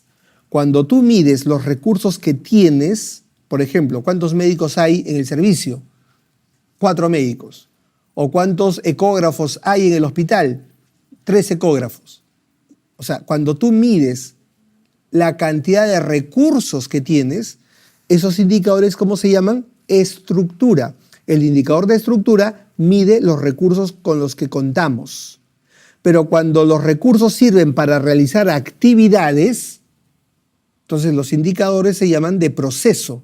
Actividades es igual a proceso. Y el rendimiento o la productividad es un tipo de indicador de proceso. ¿Y cuál es el último tipo de indicador? El indicador de resultado. Estructura es el recurso. Con los recursos tú generas actividades, o sea, procesos. Y cuando realizas actividades vas a conseguir resultados, ¿ya? ¿Cuáles serían ejemplos de resultados? Por ejemplo, niños protegidos, que es el resultado de vacunar niños, ¿ya? Muertes evitadas, que es la consecuencia, por ejemplo, de atender pacientes, ¿ya? Entonces, todo eso es consecuencia de tu actividad. A eso se le llaman resultados. Y forman parte del la clásica tipología de indicadores de estructura, proceso y resultado. Entonces, la productividad es un tipo de proceso, por eso es la respuesta. Si la ciudad de Lima tuviera las tasas específicas de mortalidad por edad de cáncer de estómago de Tokio, tendría 0.78 veces las muertes que presenta actualmente. El enunciado hace referencia a estandarización de tasas. Esto también lo vimos en clase. Cuando tú quieres comparar la tasa de cualquier problema de salud entre un país y otro, si los países son casi gemelos, no hay problema. Tú haces una comparación directa, porque son países gemelos. Y cuando digo gemelos, me refiero a que todas sus características son similares. Pero si vas a comparar 2 países o ciudades totalmente diferentes en sus características, como Tokio y Lima, ¿eh? Entonces tú no puedes hacer una comparación directa de tasas. Tú tienes que hacer un ajuste de tasas o estandarización de tasas. Y esa es la respuesta de todas las preguntas en las que se presenta esta figura. ¿Qué se hace cuando quiero comparar las tasas entre un país y otro que tienen características diferentes? La respuesta es estandarizar o ajustar las tasas para evitar sesgos de comparación. Para valorar la extensión de una enfermedad crónica en una población en un año determinado, ¿cuál es el indicador epidemiológico más apropiado? La prevalencia. Extensión significa cantidad de gente afectada. Y el único indicador que te dice cuánta gente está afectada por un problema en una población es la prevalencia. Es un indicador de frecuencia o de extensión. Las enfermedades más frecuentes que se presentan en una localidad corresponden a enfermedades prevalentes. Te acabo de decir que la prevalencia es un indicador de frecuencia. Entonces, cuando quieres medir la frecuencia de la enfermedad, se usa la prevalencia. Ahora, sé que es difícil entender qué tiene que ver frecuencia con prevalencia, pero si recuerdas el tip que te di y que te voy a recordar ahorita, que la palabra frecuencia, tanto en salud pública como en epidemiología, significa cantidad, entonces la cosa está más clara, ¿no? Cuando tú hables de frecuencia o leas algo de frecuencia, cámbialo por cantidad y va a ser más fácil que lo comprendas. Entonces, la prevalencia mide la cantidad de enfermos y cantidad significa frecuencia. Por eso la prevalencia es un indicador de frecuencia. En una población de 21.000 habitantes se diagnostican 1.000 pacientes con diabetes. ¿Cuál es la razón entre la población con diabetes y la población no diabética? Razón, otro indicador importante. Es un cociente cuya característica anatómica es que el numerador y el denominador son absolutamente diferentes. no contiene uno al otro, son variables distintas. Esa es la característica, ese es el ADN de la razón. Es un cociente en el que las variables, numerador, denominador, son distintos, ¿no? Y se simboliza así X sobre Y. Es más, si ustedes han sido curiosos de revisar exámenes antiguos, sabrán que en una pregunta vino así, la figura X sobre Y, ¿a qué corresponde? Y la respuesta era razón. Muy bien, dicho eso, te piden calcular la razón entre la población con diabetes y la no diabética. Entonces, ¿cuántos tienen diabetes? 1000. Esa es la población diabética. Y te piden que lo calcules respecto a la población no diabética. Entonces, divides entre 20.000. Porque a los 21.000, que es la población total, le tienes que sacar los 1.000 que ya tienen diabetes y te quedas con los que no tienen diabetes. Y se cumple la condición de la razón, ¿ya? Porque si tú dividieras 1.000 entre 21.000, eso ya no sería razón, ¿ya? Eso sería proporción. Y la proporción es un indicador en el que el numerador sí está incluido en el denominador. ¿Muy bien? Entonces, 1.000 entre 20.000 hacen la parte matemática y nos debe salir 0.05. ¿Qué evalúa el rendimiento de los médicos por hora? La eficiencia. ¿Ya? Como ustedes se dan cuenta, no viene tanto el término productividad, viene más rendimiento, pero como les repito, son sinónimos. ¿Por qué el rendimiento mide la eficiencia? Primero, ¿qué cosa es la eficiencia? La eficiencia es lograr un objetivo al menor costo. ¿Ya? La eficiencia es lo más importante en la gestión. Ojo. Todo director, todo gerente, todo administrador, en cualquier ámbito de la actividad humana y en salud también, lo que busca no es ser eficaz, lo que busca es ser eficiente. ¿Qué cosa es ser eficaz? Ser eficaz es lograr un objetivo. Tú te planteas un objetivo, lo logras, dícese que has sido eficaz. ¿Eso es bueno? Eso es bueno. Pero es mucho mejor ser eficiente. ¿Qué significa ser eficiente? Lograr el mismo objetivo, pero al menor costo. Entre ser eficaz y ser eficiente, es mucho mejor ser eficiente. Será por esa razón que de cada 100 preguntas en las que sobre gestión, escuchen, este es un dato, este es un tip, en cada 100 preguntas sobre gestión en las que dentro de las alternativas ha habido la palabra eficiencia, en el 80% de ellas, esa ha sido la respuesta. O sea, ese es el valor relativo que tiene la eficiencia dentro de la gestión, ¿correcto? Ese es solo para recordar el concepto de eficiencia. Entonces, la eficiencia es resultado obtenido entre los costos usados.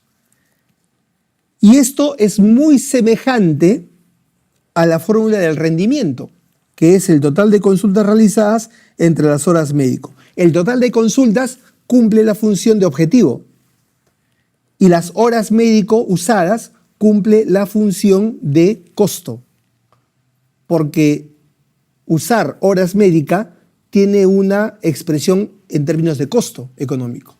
Entonces, en realidad, cuando tú mides rendimiento, estás midiendo eficiencia. Esa es la relación que quiero establecer. La productividad o rendimiento es una forma de medir la eficiencia de un servicio.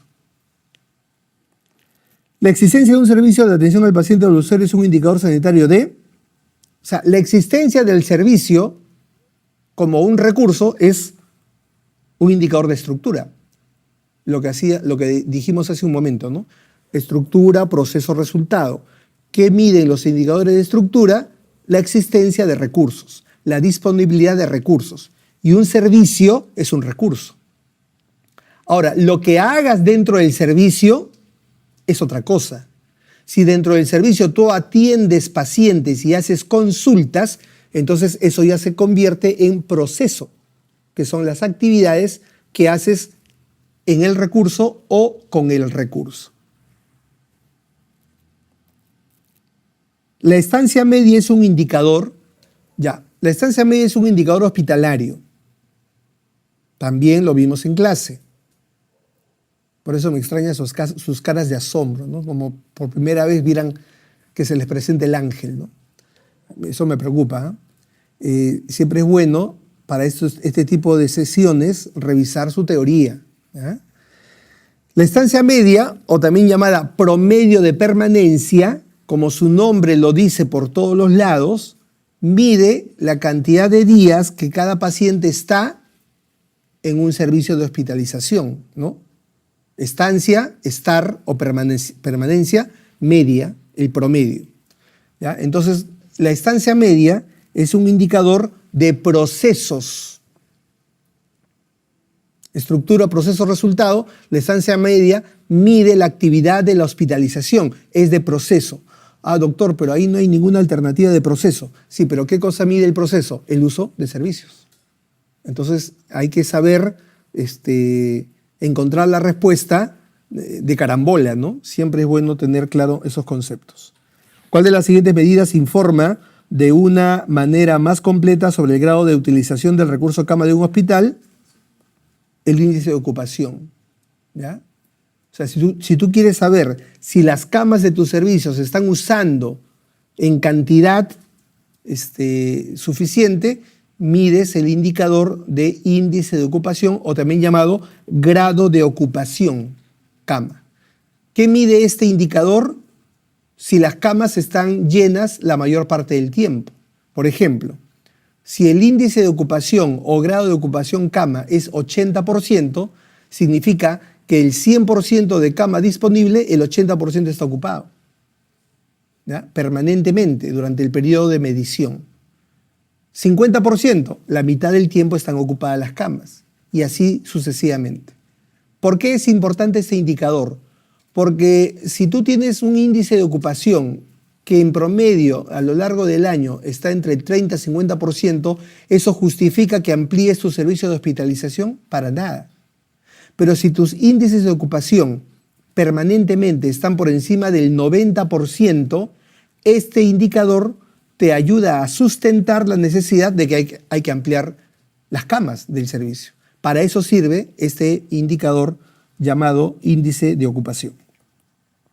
¿Cómo se llama el indicador hospitalario que mide el tiempo en que permanece la cama vacía entre un egreso y el siguiente ingreso? Ese periodo en el que la cama está vacía se llama intervalo de sustitución. Y es inversamente proporcional al índice de ocupación, ¿no es cierto? Porque si el índice de ocupación es alto, el intervalo de sustitución es bajísimo. Si el índice de ocupación es 100%, ¿cuánto valdría el intervalo de sustitución? 0, porque la cama nunca está vacía, ¿ya? Le dan de alta a un paciente, mientras se va poniendo los zapatos, el otro ya se está sentando del otro lado, ¿no? Entonces, ese es un índice de ocupación altísimo. Ya el servicio está recontrasaturado.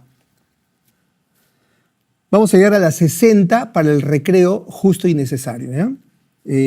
¿Cuál es el procedimiento para comparar las tasas de mortalidad en poblaciones que difieren en su estructura por edad? Ya le dije, la estandarización o ajuste de tasas. La tasa de mortalidad infantil se calcula teniendo en cuenta, este es otro indicador importantísimo, la tasa de mortalidad infantil. ¿Cómo se calcula? Número de niños fallecidos menores de 1 año entre los nacidos vivos.